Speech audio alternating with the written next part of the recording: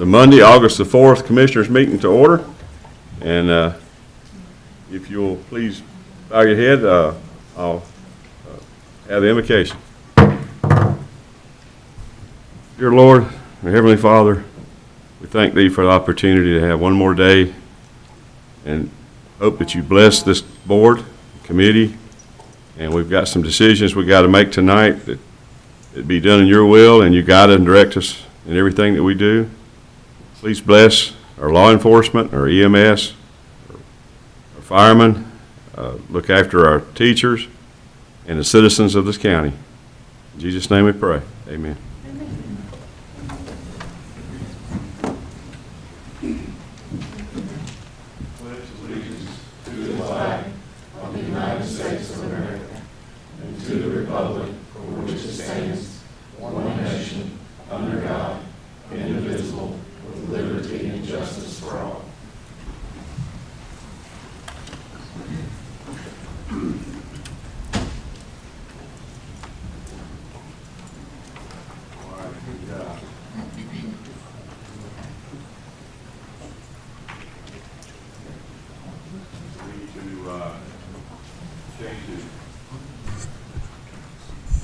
Do I have any recommendation to change the agenda?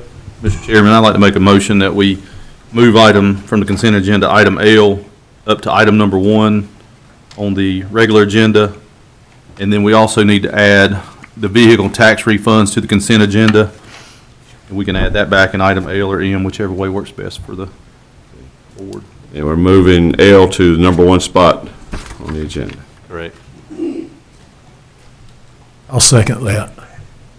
Okay, all in favor? Mr. Chairman, I'd also like to make a motion that we excuse Commissioner Crump tonight. All right, I have a motion to excuse Commissioner Crump. I'll second that, sir. I have a second. All in favor? Motion passes. All right, first thing on the agenda then will be Sheriff's Office with K-9, is it BECO? Yes, sir. Oh, I'm sorry. Back up. I jumped the gun. The first thing on the agenda will be the approval and adjustment of minutes we just did, and then the public comment. And I have first person on the list is Catherine Hinkle Russell from Elm Street in Baden, support of veteran appreciation. If she would come forward, speak.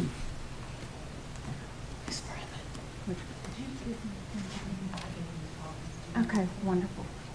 Thank you. Okay. Thank you. Good evening. Again, my name's Catherine Hinkle Russell. Before I explain why I'm here, I'd like to read a couple of quotes and just a brief synopsis of my related background. Jeff Miller said, "The willingness of America's veterans to sacrifice for our country has earned them our lasting gratitude." John F. Kennedy said, "As we express our gratitude, we must never forget that the highest appreciations are not to utter words, but to live by them." I've served veterans and their loved ones over a decade in multiple capacities. My passion to serve is even more fueled now because my son serves in the United States Navy. And when he is one day a veteran, I don't want him to go one day without him being thanked for his service in one way, shape, or form. I'm here because I've started what I'd like to call a movement. I call this movement Gratitude for Veteran Services. And also I'm on I have a Facebook if you'd like to check the Facebook out. I call it a movement because it's not a club or a group or anything like that. I aim to foster a county that acknowledges and demonstrates the significance of expressing appreciation and gratitude to our veterans for their services. It takes little to no money to show veterans appreciation. A thank you for your service and a handshake is a simple act that can go a very long way. What I'm working on currently, and I believe this is one of the things you guys should have in front of you, it's an initiative that was started by Walmart some time back, and I continue to put it out there to the public. It's a cheap and easy way to show your appreciation and to do it year-round.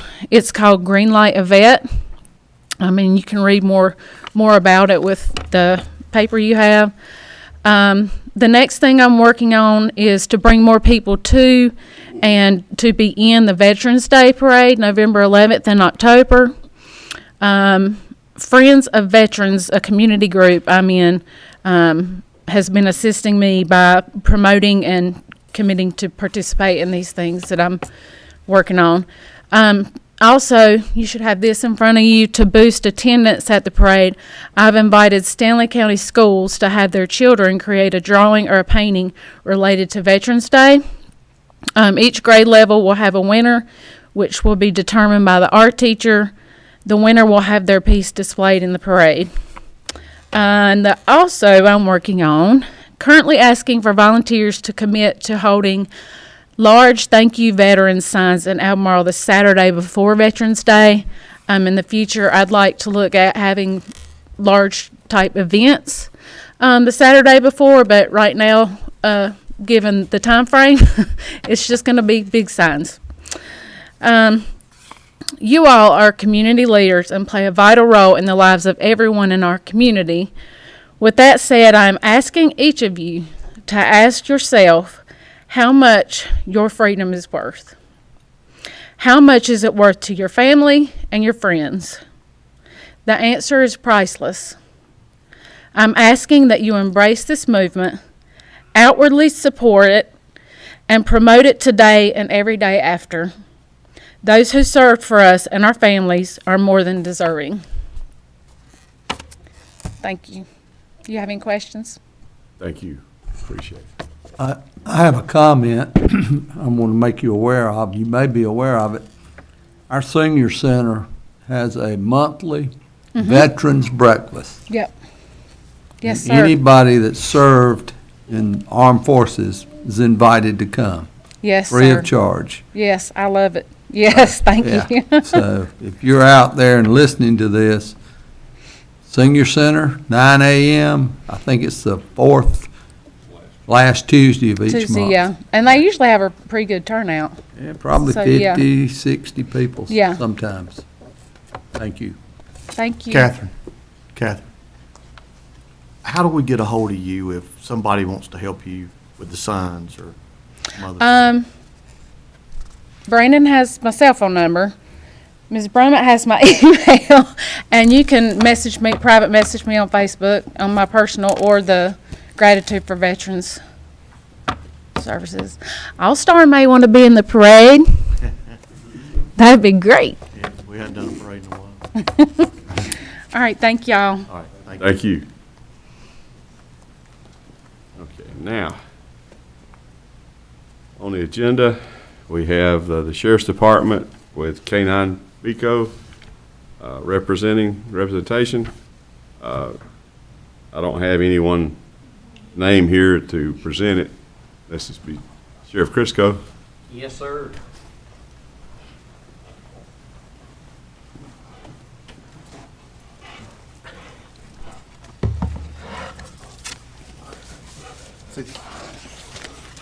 Let's see. First, Mr. Lucas, thank you. Commissioner Barbie, Commissioners, thank you for the opportunity. We just want to recognize Sergeant Spivey and K-9 Beco for what we all want to eventually achieve one day is retirement. Well, he's achieved it. Unfortunately, he's had a run-in with a snake. We're not sure if it was a rattlesnake or a copperhead, but he lost. It got him 3 times. So that's one reason I asked y'all if we could go first to let him get back out. But a little history. Sergeant Spivey and K-9 Beco became a team in October of 2018. Sergeant Spivey and Beco attended K-9 Handler School at DNA K-9 in Wingate. After completion of training, Beco was certified through the National Police K-9 Association. Beco was certified in narcotics, training, handler protection, obedience, and area searches. On December 7th, 2018, Beco conducted his first free air sniff on a vehicle, indicating a positive alert for narcotics. Throughout Beco's career, he has recorded many successful free air sniffs, locating over 1,000 grams of narcotics, helping keep the streets of Stanley County safe. Narcotics located varied from methamphetamines, heroin, fentanyl, MDMA, mushrooms, cocaine, and marijuana. BECO had many successful tracks ranging from violent offenders to runaway children and at-risk adults. BECO has protected his partner, Sergeant Spivey, every shift, every off-duty event they've worked, at every situation. BECO has always been one button away. BECO attended many school and daycare programs where he interacted with children, teachers, and other law enforcement officers, and more. BECO has been part of the Stanley County Sheriff's Office Patrol Division for 7 years. In the 7 years, he has assisted all local municipality police departments, Cabarrus County Sheriff's Office, Montgomery County Sheriff's Office, DEA, U.S. Marshal's Office, FBI, SBI, Patrol Division, and our Narcotics Division within the Sheriff's Office. BECO's going to enjoy his retirement with Sergeant Spivey, his wife Cassidy, their children, and his best friends, Olivia and Levi. All the fellow canine handlers at the office went together and got a plaque. It says Deputy K-9 BECO retired August 4th, 2025, in recognition of loyal and dedicated service to the citizens of Stanley County and partner David Spivey. Thank you for 7 years of dedicated service. Thanks for you, sir. Thank you.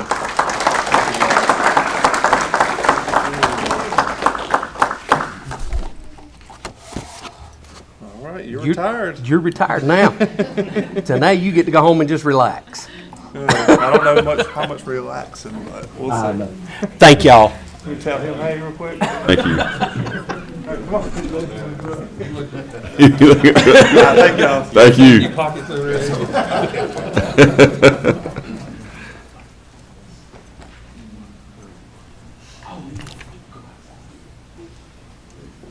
That was good.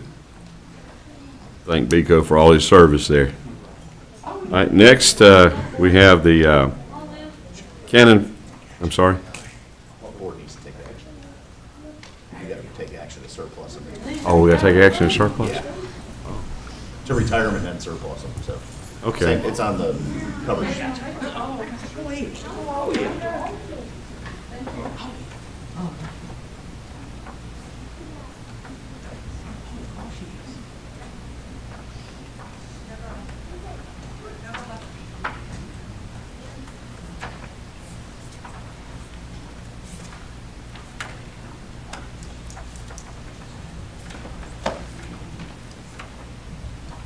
Mr. Chairman, I'd like a motion that we, retire K-9 BECO and donate BECO to his handler, Deputy David Spivey. Okay. I have a motion and a second to, for retirement K-9 BECO and turn him over to his handler, Sergeant Spivey. All in favor of the motion, say aye. Aye. All opposed? Motion carries 6-0.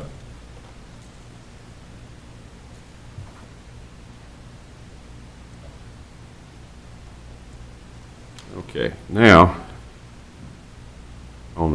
have number 2 on the agenda now is the Cannon Foundation grant presentation, and the presenter is Mr. Dale Chandler, EMS Chief.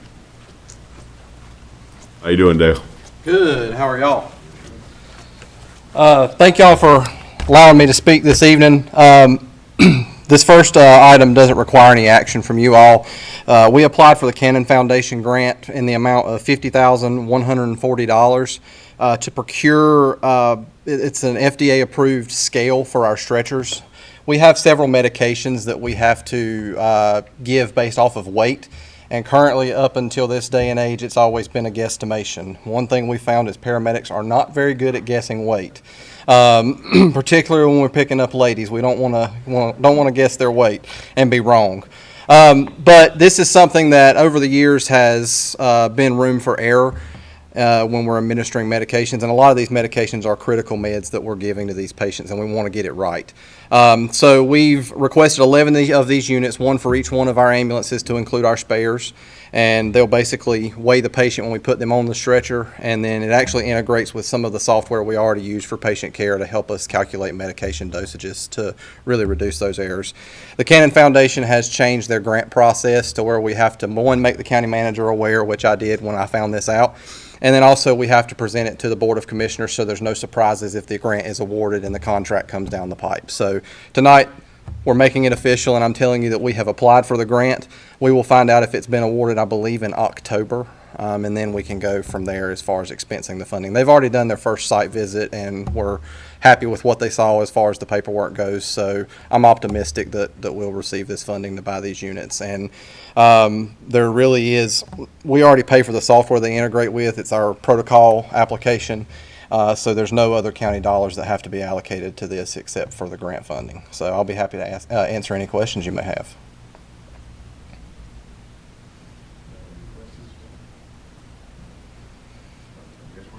Awesome. Would you like to continue on with the next I think I'm up presentation? next as well. This item does require some action from you all. Typically, we don't like to make edits to the fee schedules after the budget process. However, there was something that was discovered by our billing staff on some received accounts after the beginning of the fiscal year. No notification was made to us. Our ALS 1 rate, which is currently $815, is actually below some of our contracted insurance rates, so we're billing less than we can collect. So with that being said, we do need to increase that to $854 for that ALS 1 fee. That contracted rate is actually $853.64, which is what the insurance company will be paying us. And keeping in line with all of our other fees, we just made it to the nearest round dollar figure.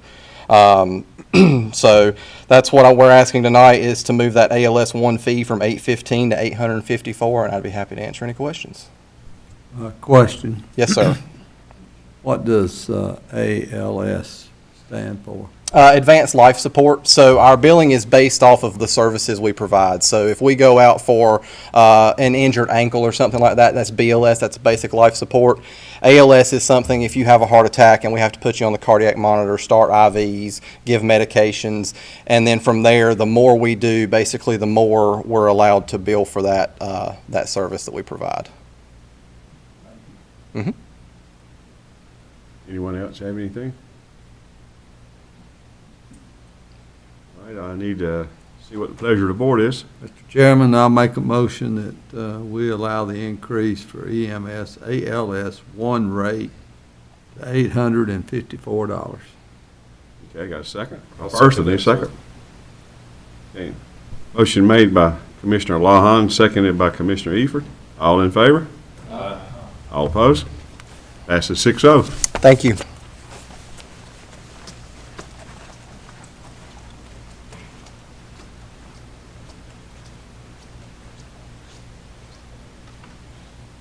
Okay, now we have the tax collector's annual settlement for 24-25, and the presenter is Mr. Clinton Swain.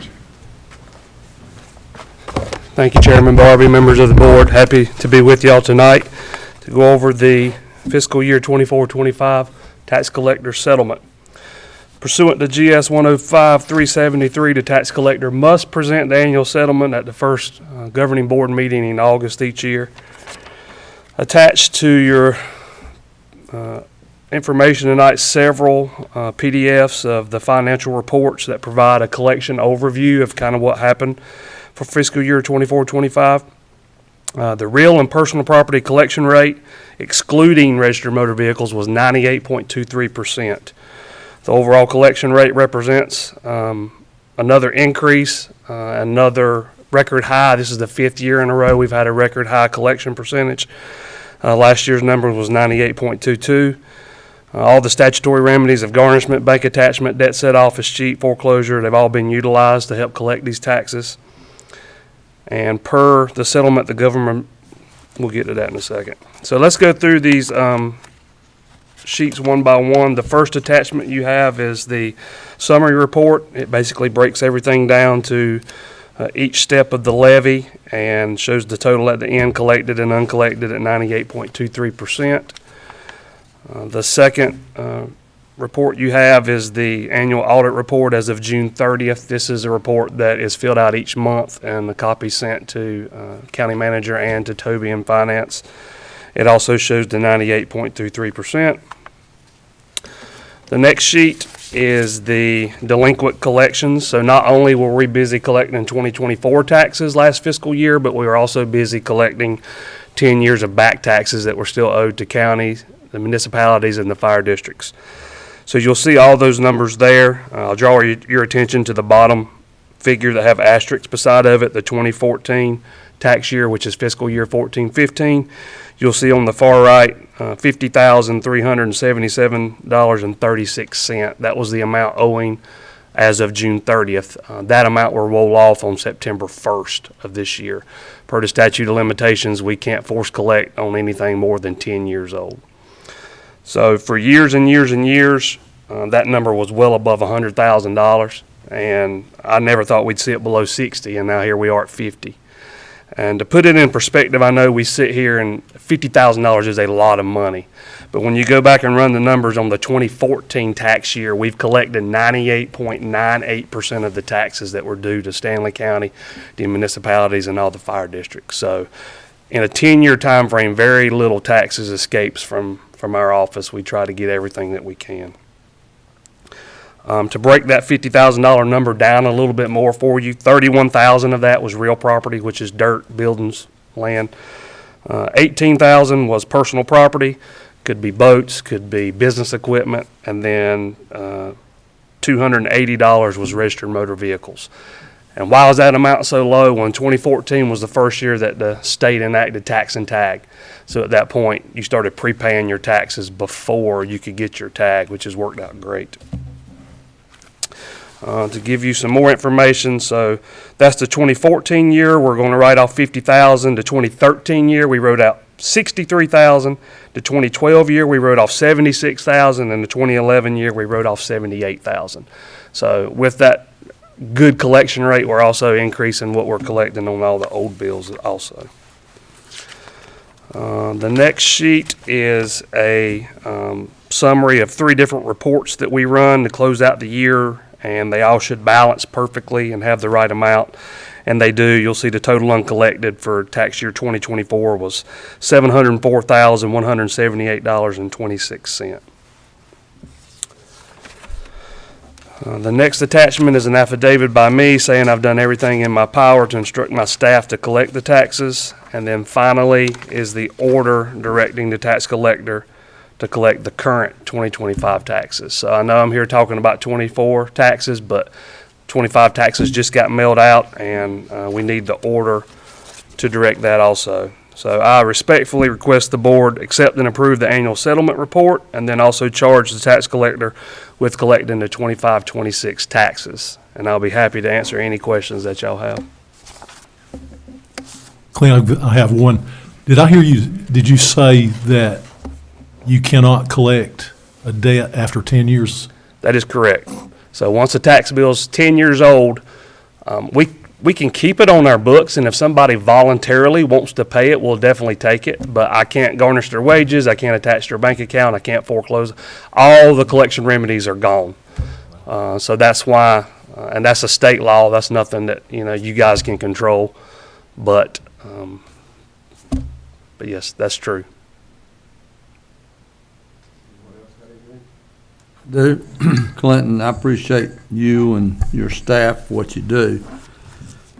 Question about the real property. Yes, sir. You said $30-some thousand. How many parcels is that? It's not many. I say it's not. It actually is several parcels, but they're very, very low value. What we run into with the real property and collecting that money is, if I had unlimited funds to go after it, I could. But at what point do you say, let's spend $1,100 on foreclosures to collect $500? So at that point, it just doesn't make sense, especially when there's people that still owe more money than that out there. But yes, if I had unlimited funds and collection remedies, then we could get all of it, because we'd have to foreclose on it. A lot of that is air property, that's very low value, and probably 30 heirs to most of them that's out there, just because nothing was ever taken care of through probate and the state's office. So, and then the personal property is extremely hard to collect, because if somebody goes out of business, if they list their equipment in January and then they go out of business in April, and then I don't send the tax bill until July and August like we have to, they've likely already sold all that equipment, and who knows where it's at, and then I can't levy against it. I can't go take the equipment or take it to pay taxes. So personal property is a lot harder to collect on once they're out of business or if the equipment's gone. I know from time to time we do foreclose for Yes. taxes. Do we have any properties that are in process of being foreclosed So on? yes, so I've got a list right now that's got, I think there's 40 on there. And I never get with Connie in July. Connie Josie's our foreclosure attorney that we contract with to do our foreclosures at First Street Legal. I never get with her in July because I'm so busy getting the tax bills created. And then August, I'm so busy getting everything collected for this discount period from citizens and mortgage companies. But then in September, we always meet with her and give her a list of what we want her to accomplish. And obviously, we go with the top dollar amount first. But we did from 7/1 of 24 until June 30th of 25, we collected $67,573 through the foreclosure process, and we only paid Connie $3,200. So we're definitely getting our money's worth when we go that route. Other questions I can answer for you?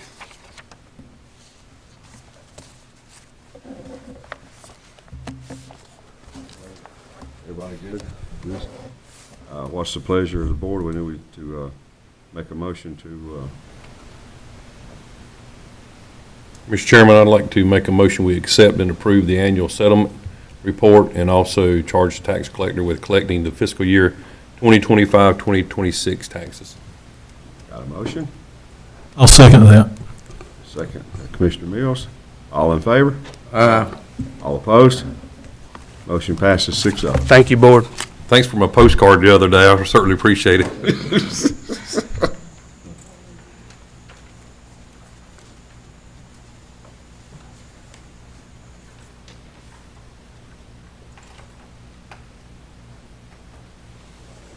Next, we have a rezoning request by Mr. Daniel Griffin, and presenter is Bailey Klein, our planning director. Mr. Chairman, Yes. I would like to make a motion that I recuse myself from CR 25-04. Okay, I have a request. Do I have a, need to take a second on that, or to, I make a motion that we approve it. okay, got a motion to approve it? Second? Motion from Commissioner Lawhon, and second from Vice Chair King. All in favor? Aye. All opposed? Motion carries 5-0. All right, now, go ahead, Bailey. Mr. Chairman, members of the board, thank you for having me. The item that I have before you tonight is CR 25-04. This is a request by Daniel Griffin for the conditional rezoning of an approximately 4-acre portion of a 34.2-acre tract located on Griffin Green Boulevard in order to accommodate for his landscape and hardscape contracting business. And I'll go ahead and move to the next slide so you can see a aerial view of the property. Mr. Griffin currently operates this business on an adjoining parcel, but unforeseen family is switching hands and things are changing, and so now he's asking for a 4-acre portion of the adjoining property to be rezoned. Mr. Griffin has spoken with building inspections as well as environmental health, and he is aware of further requirements that he will have to meet. The property does lie in a secondary growth area per the 2040 Stanley County Land Use Plan. The land use plan in the secondary growth area is designated for community types such as community centers and industrial, including M1, which is light manufacturing, M2, which is heavy manufacturing, and GB, which is general business. This conditional rezoning will restrict the use of this portion of the property to only be used for the contracting office. In order for any other use to operate on this portion of the property, the applicant would have to come back before the board and ask that it be added. I'm going to move to this next slide so you can kind of see the site plan. You all received this in your packets, but this is just more of a zoomed-in version. So this is the 4-acre area that he's asking for to be rezoned. It does meet the road frontage requirement of 35 feet. An apron is what he has proposed here, and then there will just be access back to this area. He doesn't plan to really remove much vegetation besides where he has to. He doesn't want it to be seen from the road, and no signage as well, so he really doesn't want anyone to know that he's back there. It's mainly where his employees will be able to come, store his equipment, gather materials, and go out to jobs. There is a material storage area on here, but this is just open storage of materials. It's not an enclosed structure at the moment. This is where the building is proposed to go, and then the septic area will be here. And once I move to the conditions, I will get a little further in what all this is going to entail. The requested area lies approximately 1.4 miles from the town of Stanfield, approximately 1.6 miles from the town of Oakboro, and approximately 2.6 miles from the town of Red Cross. The structures in relation to the business will not be viewed from the road, as the existing vegetation will remain as a buffer. Mr. Griffin has agreed upon the list of conditions which you all have received, and if approved, Mr. Griffin does plan to subdivide this portion of the property out from the remaining 34 acres. There was an adjoining property owner present at the planning board meeting who expressed concerns about the location of the business in relation to where their home will be located in the future. They were also concerned about what kind of materials will be stored at this location and if contamination will happen in any way. Mr. Griffin did respond to this community member and expressed that they will be storing materials such as rock and stone, but that this will not in any way, contaminate the area. And they hope to just keep inventory for job sites. Mr. Griffin also expressed that he hopes for this office to serve as just a meeting spot for his employees and to gather materials. Per the NCDOT traffic count from 2023, Griffin Green Boulevard sees approximately 1,000 vehicles per day. All neighbors within 100 feet of the affected area were notified, and a sign was posted at the property. As the Board of County Commissioners, you have the ability to amend any of these conditions. And I will move on to the rest of the maps and the conditions. So this is showing you here Stanfield, Red Cross, and Oakboro. So he's kind of right in the middle. This is the affected parcel. It's very faint line, but this is in blue. This is where he is. So he's kind of in smack dab in the middle. And as I stated previously, this is in a secondary growth area per the land use plan. These are the current conditions for the rezoning request. So the use of the property will be limited to the operation of the landscape and hardscape business. The buildings will not exceed 3,000 square feet each. The buildings will be at least 75 feet from all property lines. All landscaping motorized equipment must be stored in a centralized area on the property with an existing 10-foot vegetative buffer. All other materials such as plants and landscaping rock will be hidden by the above mentioned 10-foot existing buffer. Hours of operation will be 7 to 5, Monday through Friday. There will be one parking space per 400 square feet of the building. All outdoor lighting will be cut-off style fixtures. The property will be limited to 2 buildings in relation to the landscaping business. There shall be 1 entrance exit off of Griffin Green, and there shall be no signage in relation to the business. As of now, Mr. Griffin only plans to build just the 1 building for the contracting office. The second one is in there maybe in the future if that ever does happen and he wants to build another one, but as of now his plan is just to stick with the 1. And I'm happy to answer any questions that you may have for me.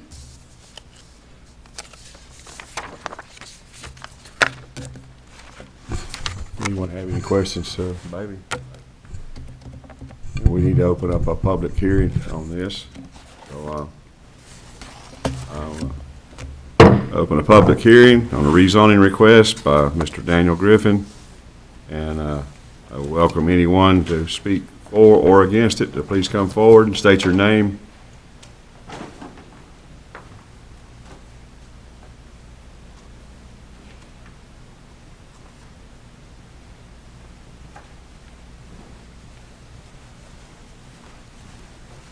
Good evening, Commissioner Barbie and rest of the commissioners. I'm Daniel Griffin, the owner of Island Creek Landscape. And as much as anything, just wanted to add a couple of points to what Bailey said. She did an excellent job kind of covering all the information that we've been working on over the last month or so. But the main thing is not a storefront. The customers do not come to our shop It's strictly for myself, employees to come. Basically, our trucks and equipment are parked there. We come in, load up in the morning. We're there for about 45 minutes to an hour in the mornings, and then we leave. You have 3 to 4 trucks leaving in the morning, and then we come back again about 4:30, 5 o'clock in the afternoons. So it's not a constant flow of traffic, customers, or deliveries, that sort of thing all day long. So it's pretty low impact as far as that goes. And as she mentioned, there's not going to be any signage. I really don't want anybody to know I'm back there for obvious reasons with the amount of equipment and trucks and things that we have back there. I want to be pretty secluded. I've worked hard to make sure that, minimal impact to no impact on the surrounding areas. Pretty much all the land around this family land. So, I mean, I'm very, very cognizant of not, stepping on toes or, like I say, making minimal impact. So, I mean, as much as anything, like I said, she covered everything well. I came for any questions, welcome any questions or concerns about it. I think everyone's happy. Okay. Easy enough. Thank you. Thank you. Anyone else want to speak for or against rezoning? Seeing none, I'm going to close the hearing. And what's the pleasure of the board? Mr. Barbie, I'd like to make a motion that we approve the request by Daniel Griffin on the general business conditional rezoning of approximately 4 acres. And that's out of 34.2 acre tract. And that's off of Griffin Green Boulevard in order to accommodate the landscape and his contract business. Okay, I have a motion. Do I have a second? Second by Commissioner Hatley. All in favor? All against? Motion passes 5-0.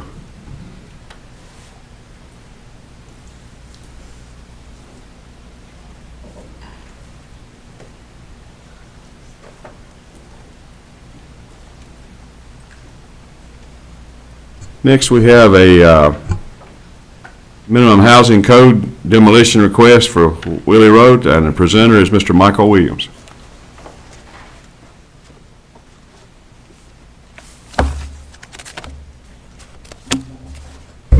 Good evening, Mr. Chairman, members of the board. Let me. Should be at the top. Yeah. Okay. Yeah. Sorry. So what we're requesting this evening is for an ordinance adopting to declare a dwelling unfit for human habitation. I think you're all aware of the property. I think you know the history. The property is located at 49122 Willie Road in Richfield.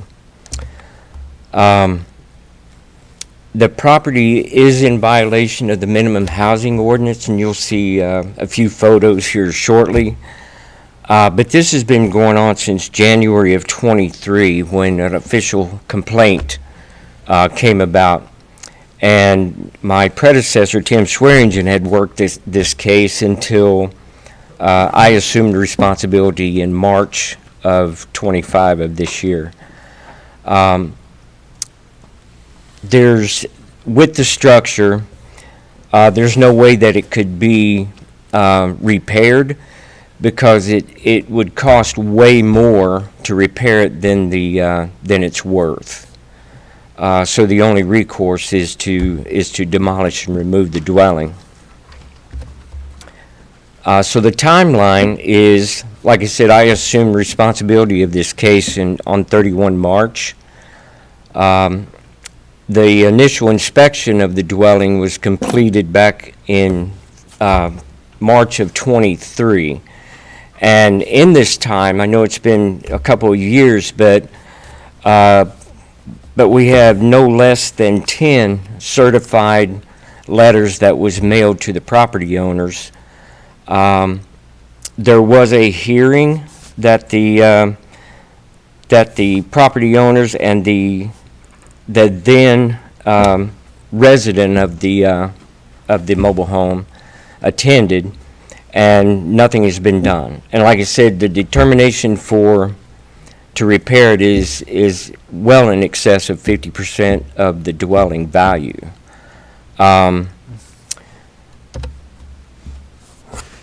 And the hearing was attended on April the 18th, like I said, by the representative of the owners and the then resident. And to this point, there's been really nothing done. In fact, it's a bit worse than it was. I had reports just last week to where homeless people's kind of congregating in the woods behind it, been throwing glass out in the road and throwing rocks at cars going by, and it's really a mess. So some of the main areas that Tim had discovered when he initially inspected the place was the lack of permanent source of heat, electrical wiring, just hanging loose, plumbing. There's extensive holes in the floor, decay, and just unsanitary conditions throughout the mobile home. Here's just a couple of pictures. This was as of last week. You can see it's grown up. There's 4 inoperable vehicles around there. You can barely see the mobile home in the background. And here's just a few samples of the photos of the condition of the inside and outside the mobile home. And so what the zoning and planning department is recommending that the commissioners authorize the demolition and removal of the dwelling. So assuming that you approve it, the next step would be for me to get bids from qualified contractors here within the county, and remove the dilapidated structure. And I would manage the demolition and removal from there. Any questions of me? I have one, I think, I'd like to start with the person that we're evicting. Do they have any place to go? I don't know, to be honest. But from my understanding, the person is not living in the dwelling. They're living in tents and all behind it. That's my understanding. This has been going on for a couple of years. There's been a lot of conversation with the tenant, and I know Mr. Hatley's here, and I think he's going to speak too, and he can answer specific questions. My question, Mr. Chairman, Mr. Williams, who owns the property now? It is owned by the heirs of the deceased. So the heirs are three children. One lives in New York, 2 lives here. But there's honestly been no interest in the property. Have they been notified of yes, sir. Issues and? Yes, sir. What kind of response are you getting? Nothing. And I guess you notified them via mail or? There's no less than 10 certified letters in this file here that they've received over the past 2 years. So they did sign for the letters? Yes, sir. And the initial hearing back in April of '23, they attended that as well. Just no response from these folks about? No response or no action. Does this home have a well or what, city water? I'm not sure, without going back to my notes. I believe there's a well and septic on the property. Okay, well and septic. Okay. Where exactly is Willie Road in Richfield? I have no idea. It is just north of Highway 49. It's within, what, a half a mile from Rowan County, on the north end of the county.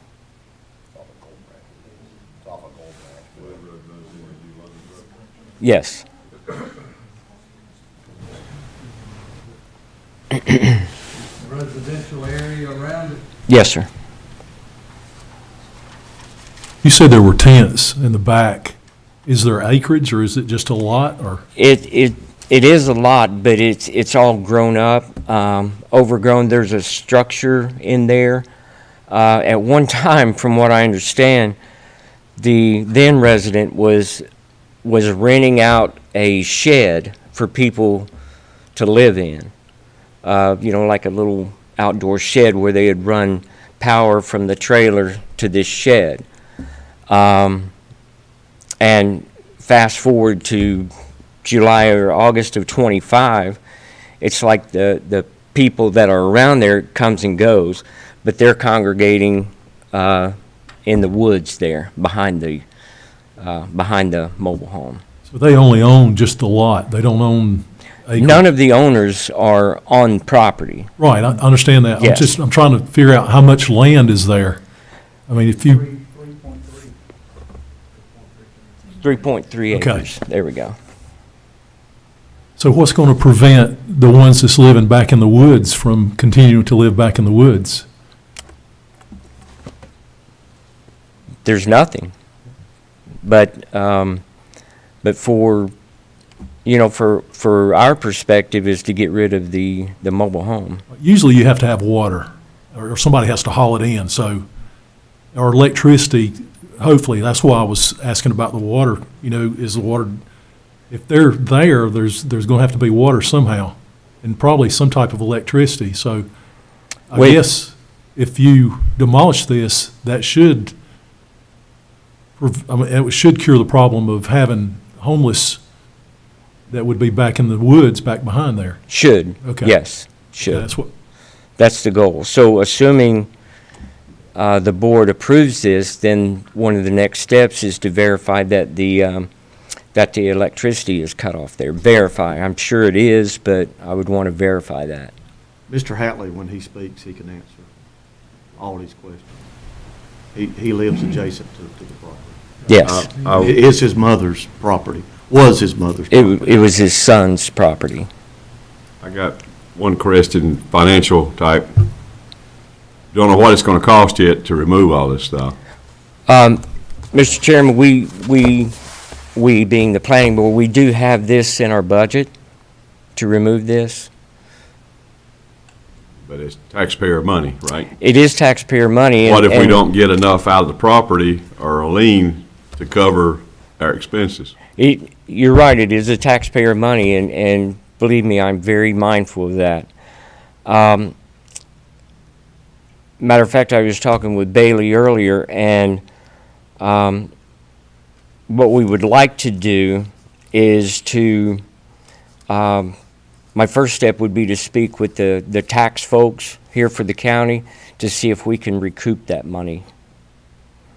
And honestly, I don't know. I'm too new in the job to give you, a firm answer right now, but that's my intent. Well, you'll lien the property for what the demolition cost. That's the plan, And then yes. if they don't pay it, if they ever want to put something back on there, they would have to pay that cost in order to get a building permit to put something back on that property. Yes, sir. Yes, sir. But to go further, I would like to, my plan is to seek this more forcefully. Question, do we know if they're current on their taxes? They are current? I don't know, sir. I just looked it up while I was sitting here, so they owe only the 2025 bill. They paid the 2024 bill in February of this year, so there's nothing my office could do to them to collect taxes because they're current. What's that Do assessed we- value? I'm sorry. Do we know, 51,000. all right, do we know if they paid the taxes in February? Who paid them? Do we know the I can't person? see that from my phone. I'd have to get into the tax software, and I could tell if it was paid by check, cash, credit card, whatever. But I can only hear what the public can see. I would love to know who paid them. And the second part of that, I would like to know, has that person been communicated with? Yeah, we've had liens before on properties like this. What I never want to see is spending $20,000 to tear a house down when the lot's worth 5 or 10. But we've got a tax value of $51,000 on this 3.33 acres, and it's valuable because it's got the well and septic on it. Because if this is gone, somebody could potentially pull another mobile home in or build a house, and then that cost is already there for the home site, so. I know when we did the Tom Road ones, you're looking at a couple $1,000s to remove the mobile homes. That's about. I think when we did the Tom Road property, there was 8 mobile homes that got removed, and I think we ended up paying somewhere around 12, maybe 13 for all of those. So, obviously in relation to this, we don't have a definite answer for what it would cost. We would just have to get bids in and take, the best one. But as far as doing multiple, I can tell you that it was around 12,000 to get those removed. And there's, for 8. They were a lot smaller. You probably like 3,500 watts. You probably 3,500. I think we're going to have a public hearing now and see where it goes. Yes. Thank you, Michael, appreciate that. Thank you, sir. I think I open a public hearing on I don't have the case number handy, do I? On the minimum housing code demolition, Wiley Road. And the first person I have on my list to speak, to open the hearing, is a Mr. Winford Hatley, if he'd like to come forward and speak. Well, I'm quite familiar with the property down there. It's on the corner of Spivey and Willie, and is around 3.27, about 3.2 acres. On there is a mobile home, and matter of fact, one of the deputies was here a while ago that has been there many times, and his observation of it was when you stand in one end of it inside, you see the ground completely to the other end. There's no underpinning under it. There's not been a heating system for a long time. And then you have a couple structures out back. One might be like a little 6x8. Another one might be 10 by 15. That are all but fell in. And there's where the homeless people were staying. The lady that stays there, my understanding, she has a house and land in South Carolina. When the leaves are off the trees, if you walk close to the property line, I would say there's probably knee-deep of household garbage under a carport. I would say it would be almost 2 dump truck loads of household garbage. I'm speaking on behalf of 5 other neighbors. They've all had problems. Once in a while, when the homeless people move in down there, they stay in the woods. Nobody stays in the dwellings because it's unlivable. I really don't even know if there's electricity there or if the water's actually on. There is a well in the place.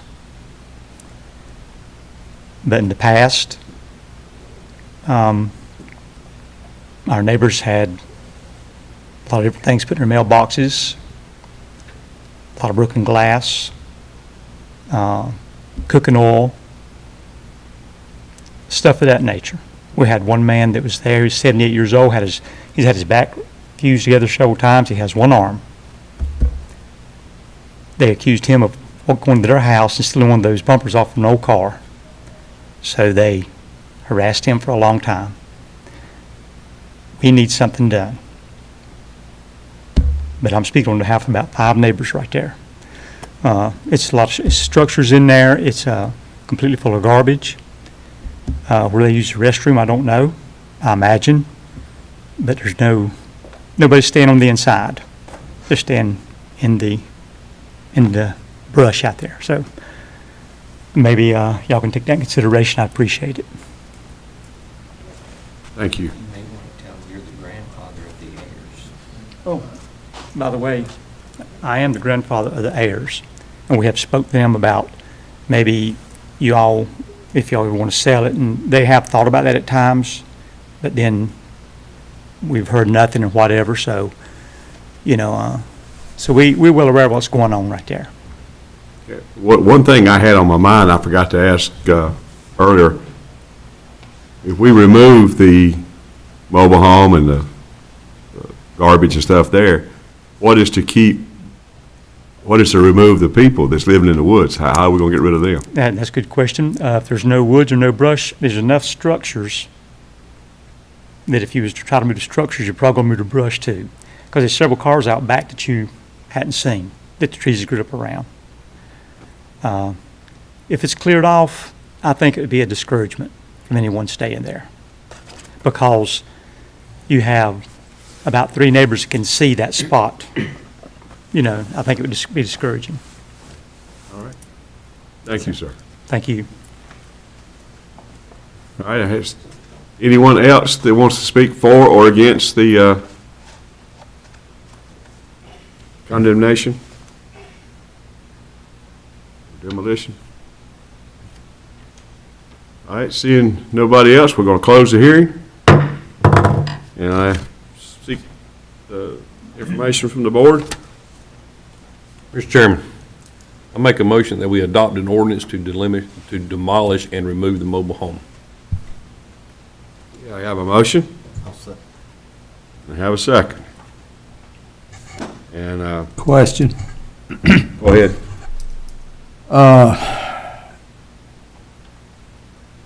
Let's say we withdraw the motion. Could this be brought back to our next meeting? And the reason I'm asking that, somebody paid taxes on it. That person might be willing to save the property because, am I correct? And they will still own the property. We'll just have a lien against it, correct? That's correct. But, I'd like to know if they're willing to pay what it's going to cost to have it removed before we remove it, or before we vote on it. I like that idea too. That's my question.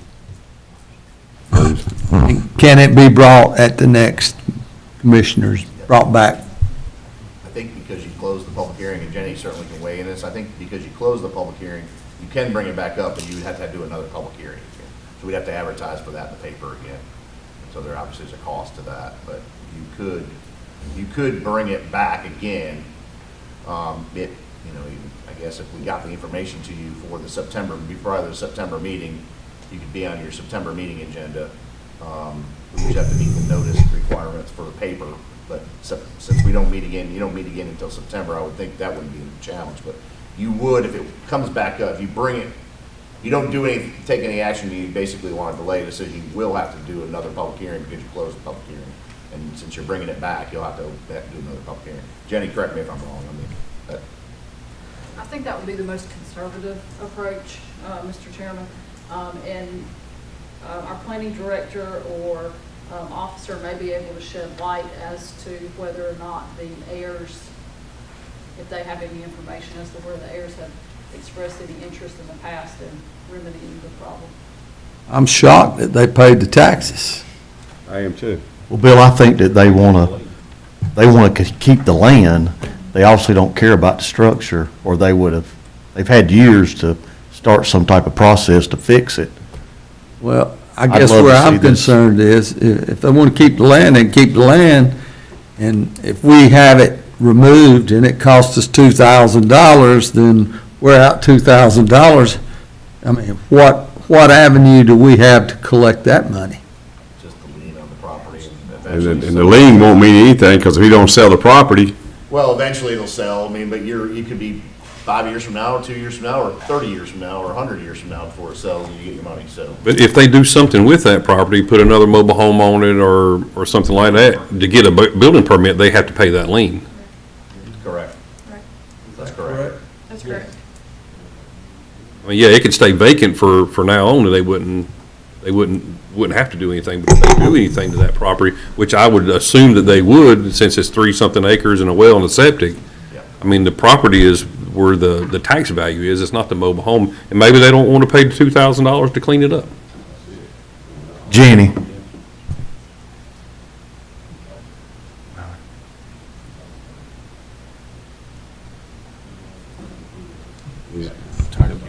I can't imagine it.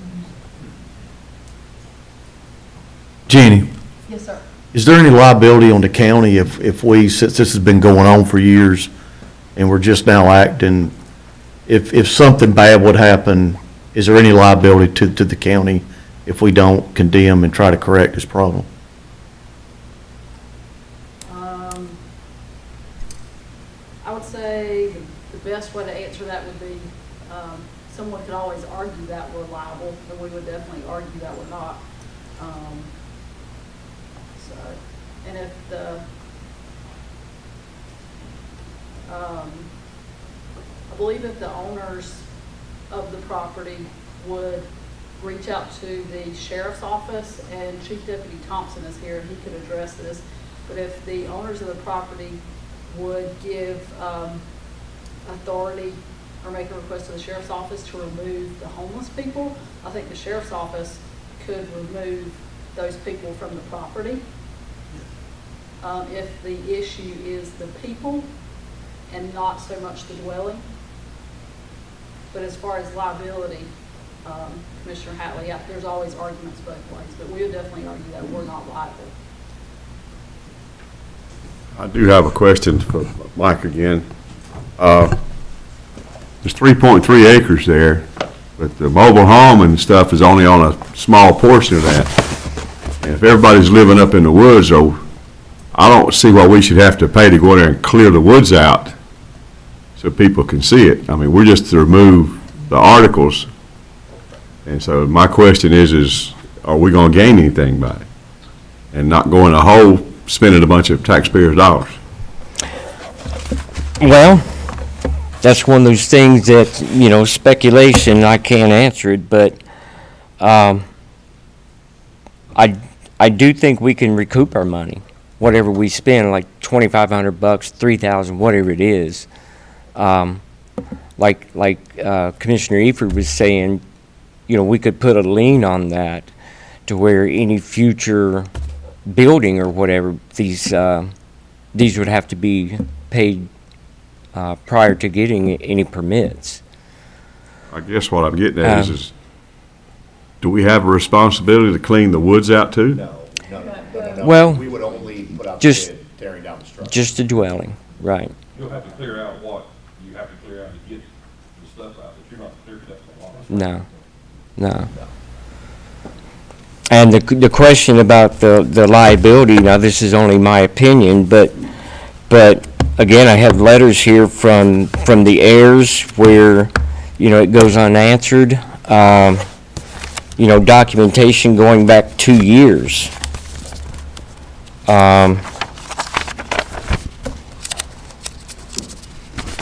With the initial notice of violation back in '23, so it's all documented. You have to have electricity to run a well. And somebody's paying the light bill on that property. Somebody's paying electricity. There's an account that's got to. I was out there last week, and I didn't see any indication of anyone being there or electricity. So how do they get water? I can't answer that. I don't know.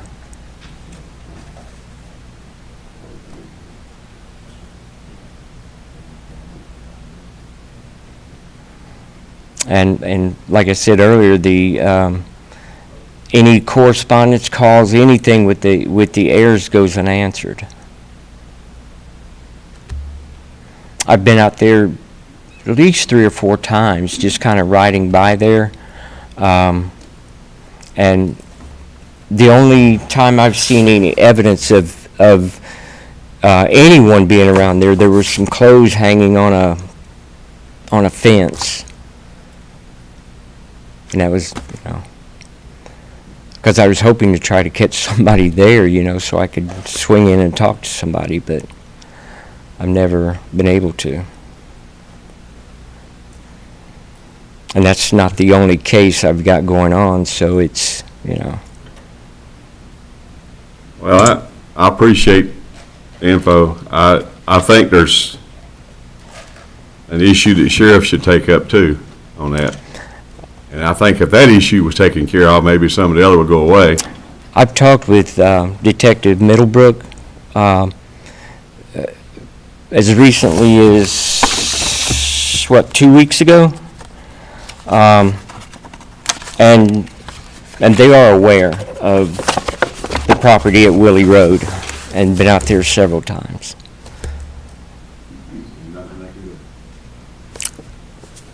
I don't know, sir.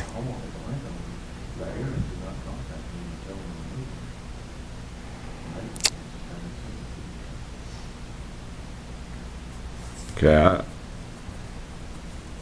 not that I don't think it needs to be done, I just got issues with it. So I'm gonna call for a vote. Mr. Chairman, I have a question of Go ahead. Mr. Hatley that spoke just a minute ago. I believe, if I heard you correctly, you said that the 3 owners are your grandchildren? Yes, one lives in New York. Do you have phone numbers to reach those grandchildren? I have the 2 of them. One's underage. I think he lives with his aunt, but I have the numbers of the 2. I've contacted them several times and talked to them about the property and stuff, but I don't think they have any future plans. They each one said one time they would each build a house down there. But like I say, one's got a life in New York. One, I think, lives with his girlfriend's parents in Albemarle. We've One is local? I'm sorry, to what? One of the owners? One owner's local, one's underage, he's only like 15, The one that's older, of age? Lives in New York. The oldest one lives in New York. All right, the next to the oldest, what age are they? He's probably like 21. And he lives here? Yes. I do think it needs to be taken care of, but I do think that we need to try, this is my opinion, we need to try to be in touch with them by phone, to set up a meeting or by phone, because if they're not going to pay the county back, yeah, we can put a lien on it, but Well, I'm sure that piece of property would sell. Oh, yeah, I'm sure it would too. But. And I know that we've, have a date of 2023. This has been going on for years. Yeah. Andy, what would it cost to advertise this again for next meeting? $400 or $500 probably. Somewhere between 350 and 500 probably, Bill, is what this Stanley Journal charges. Are those charges accumulating against the property owner? No, that's just part of the budget. We have to pay for. So we don't recoup those charges? No, not in that instance. There are some charges we do for taxes that we do for the mountain, but most of our public notices are not recouped in any form of fashion. Mr. Hatley, are your grandchildren, are they on speaking terms? Yes. Do you have any interest in the land? Yes, our family, my younger son would be interested in it, or I would too. We'd like to keep it in the family. Would you want to purchase it? Yes, I would purchase it. Will they sell it to you? Well, that's, we've asked that question for 2 years. Me and my younger son have asked that question, and once one grandchild says, well, we'll talk to the other ones, see what they think, but they never get back with us. And, we didn't want to push the issue and that kind of thing, but we did want to make a change down there. So, the last time, I think the one from New York come up to my house probably 2 months ago and was talking about selling it then. He's going to talk to his other brothers about it. Now, the one underage will probably have to get an attorney to act as a legal guardian or something to do this. But there's just no progress in that part either. Can I ask Travis that? Travis, what do you think it costs to tear it down? You're a contractor. That's what I was saying. The ones on Tom Road were much smaller and they were condensed. That's the reason the unit prices were down. I think with the two outbuildings and the multiple vehicles, the fact you got to clear vegetation to actually get to it, $4,000. And the vehicles would probably bring $500 a piece at salvage yard or, Maybe. for scrap. Yeah. Yes, correct. Michael, you had all three of the owners in a meeting 2 years ago? Yes. It was not that No. And the owners and the person that was then living there, the Liz Edwards, she is the mother of the heirs.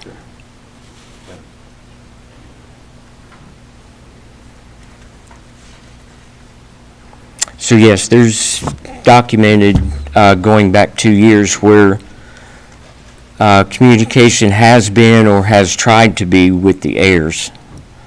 And honestly, we're at the end of the rope now. Yes, sir. Just don't understand why the heirs are not responding. It didn't make sense. I agree. Two of them are, one's 15, the other one's barely 21, so they're not.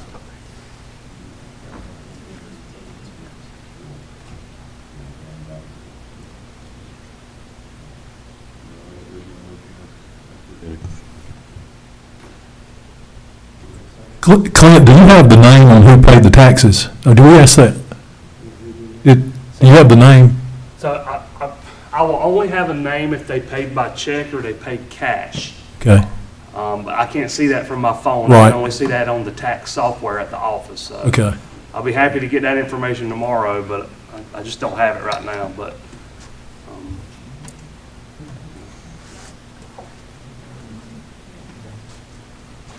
now, if they paid by credit card or they paid online with PayPal, I won't know who paid it. All right, we're going to call a question. We're going to have to vote on this.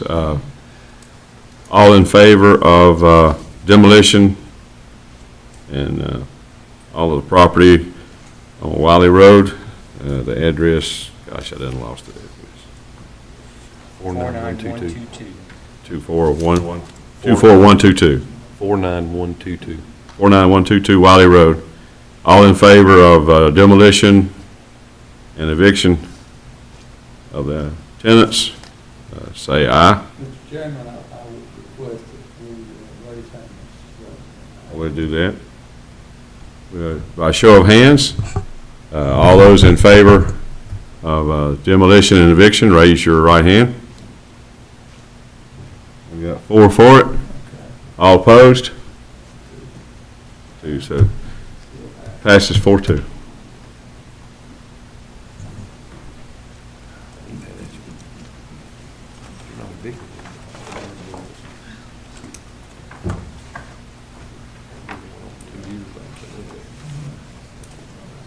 Next on the agenda is the appointment of plat review officers, and the presenter is Ms. Bailey Klein.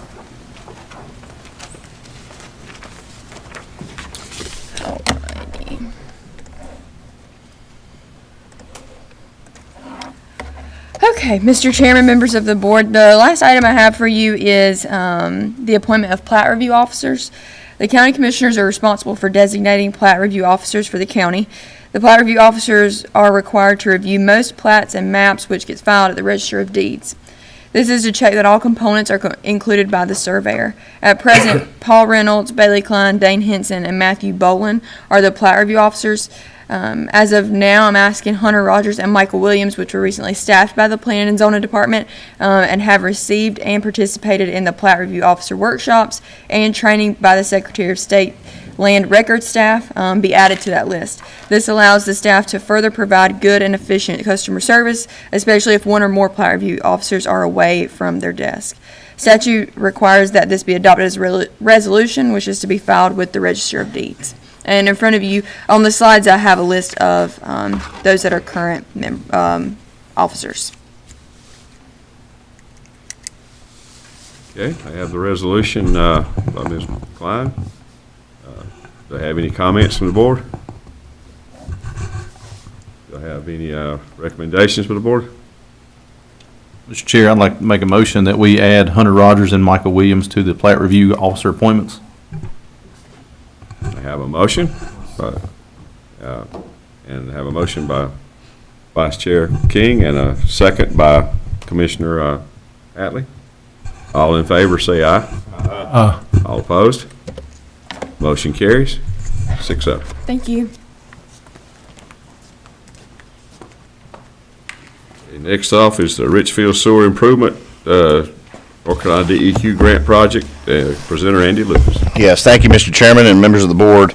This was the item we actually, there was some substitute documentation that we gave you back in the work session, the updated resolution for the tentative award for the subcontractors and for the, to utilize Gopher given that they're as a sole source for their software to align with our existing software that we have for our SCADA system. This is a DEQ grant that we've been working on, gosh, probably for close to 3 years now, trying to get it approved. We had some issues with DEQ back when it was approved, just after COVID, trying to get a hold of folks at the state level. Needless to say, by the time we did get correspondence with the folks at DEQ, bids had gone up. It was a lot more than what the grant was of $1.2 million, so we had to sort of back up and punt and figure out how we were going to make the improvements to the pump stations and install the SCADA system up there. Right now, our staff are having to go up there every day and check those pumps to Richfield. It's not on our SCADA system that we can monitor remotely, and so this would allow us to do that. So anyway, we got this $1.2 million grant, then the prices went up, and so we decided to back up and punt, and we proposed to DEQ that we would essentially become the general contractor, and we'd subcontract it all the work out. And that DEQ's not used to that, so then that took them, it's been over a year and a half, trying to figure out how we can get them straight so that we could get this done. So this action this evening will allow me to sign off on all the paperwork that we got to get to DEQ. And we've just updated, the reason you got an updated version is we just updated these prices from the subcontractors this afternoon to make sure that those numbers will hold until DEQ can sign off on this, so we don't get sideways with that. So you have, this evening, you've got a tentative award with the subcontractors, the resolution for that, and the resolution to use Gopher as the sole source, given that they are the entity that does our SCADA system, so we want to make sure that we're keep everything consistent. So those are the two action items, those two resolutions that are before you this evening. The total amount with the subcontractors is about $761,000. Obviously, there's engineering with Wooten that's part of the cost. And so altogether, I think it still comes in under the it's a little 1.19, I believe, of the 1.2 grant. So we'll be able to do the project and the scope of the project for the grant money. I'll be happy to answer any questions.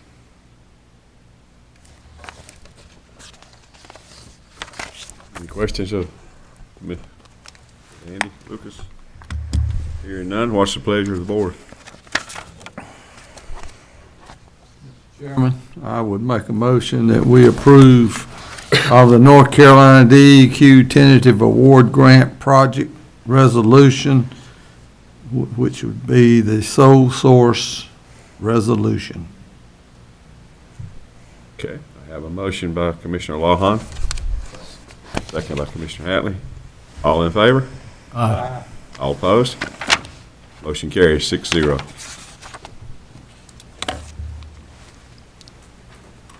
Okay, now I have the CDBG Neighborhood Revitalization Grant Program. Yes, Mr. sir. Lucas. Yeah, thank you. We got some additional money from the state, from the Department of Commerce for our CDBG revitalization program grant. We currently have 3 houses that are under construction. This is a low-income housing grant for low-income elderly residents in our county. We got an additional $209,844 that we'll use towards the project. We're hopeful that will allow us to get the 5 done that we initially had planned. We got this money in 2000 during COVID, and it took forever to get Commerce rolling because they were working remotely, and it was just it's been painstaking. But we got there. We've got houses under construction. We're hopeful that will allow us to do all 5 that we initially had planned with the $750,000 we got. But obviously, between 2000 and now, the bids have gone way up. So this additional money will hopefully allow us to do those 5 that we had initially planned to do. So the board just needs to, by resolution, recognize and accept these funds. I'll be happy to answer any other questions you may have. Questions?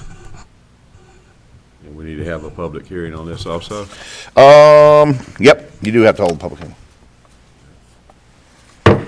Open a public hearing for the CDBG Neighborhood Revitalization Grant Program.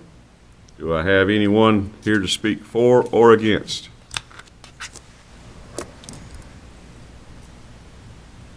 Seeing no one, I'll close the hearing. And what is the pleasure of the board? Mr. Chairman, I make a motion that we approve the resolution to amend the county CDBG Neighborhood Revitalization Project. Got a motion from Vice Chair King, I'll second that. and a second from Commissioner Mills. All in favor, say aye. Aye. All opposed? Motion carries 6-0. Thank you, Mr. Chairman.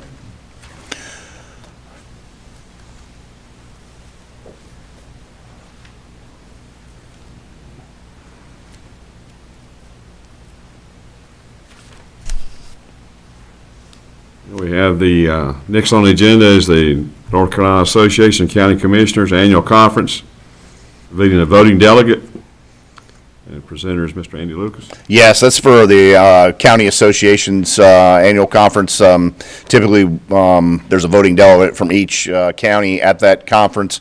There have been times in the past where we haven't had representation just because commissioners weren't able to attend. I know that from some conversation in the work session, that may be the case this year, that you all have conflicts or other things going on, and that's that conference. And I guess it's mid-August. It is some of you. I don't know if we're going to be able to have attendance at it. Typically, what they're voting on is the officers for the county association. So, obviously, the county association likes for every county to be there and have representation, but it's not the end of the world either. So. Do we have any commissioners that would be able to attend? It's in Greenville, North Carolina. It'll be that vote will be on a Saturday. At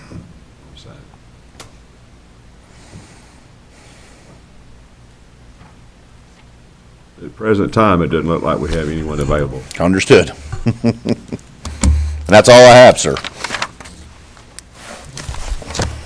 Okay, next on the agenda is the consent agenda. And as everyone had a chance to look it over, and Mr. Chairman, I make a motion we adopt the consent agenda as presented, sir. I have a motion by Commissioner Efrem.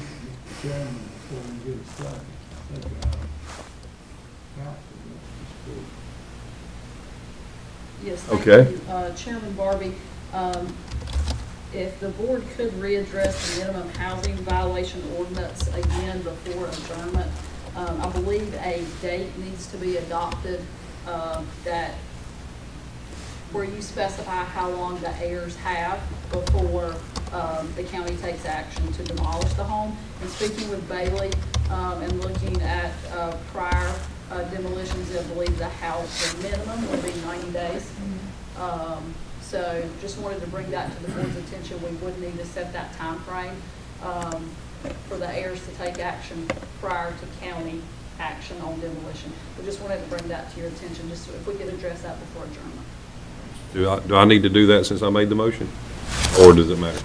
I don't know that it necessarily matters. You are more than welcome to do so, and you're welcome to go ahead and proceed with the consent agenda action. I just wanted to make sure we address the dates of the minimum housing ordinance before adjournment. Thank you.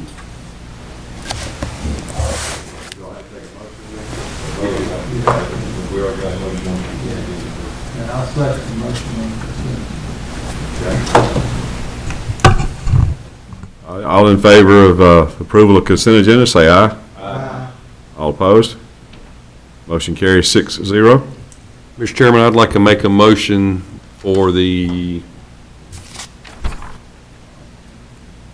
minimum housing code, the demolishing of Willie Road, that we put a 90-day notice on that, which would be November 4th. Yes, sir. Okay, that's a motion. Do I have a second? Second from Commissioner Hatley. All in favor? Say aye. Aye. All opposed? Motion carries 6-0.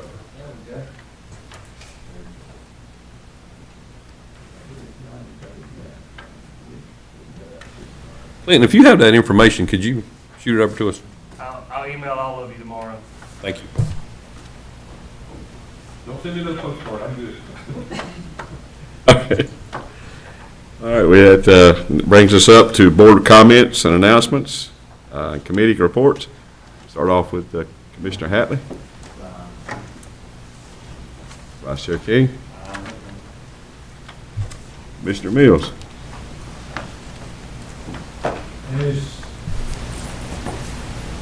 School starts at the end of this week and next week. The kids are going to go back. I want to highlight this. A back-to-school bash is going to be at the Old Calvary Baptist Church down in Porter. So if you're in need of school equipment or anything associated with school, they're going to be giving away free school supplies. And again, that is at the Legacy Dream Center, which is the Old Calvary Baptist Church, right after you pass Porter, close to Henry's Barbershop across the road. Anyone needing school supplies, it'll be a great opportunity for you.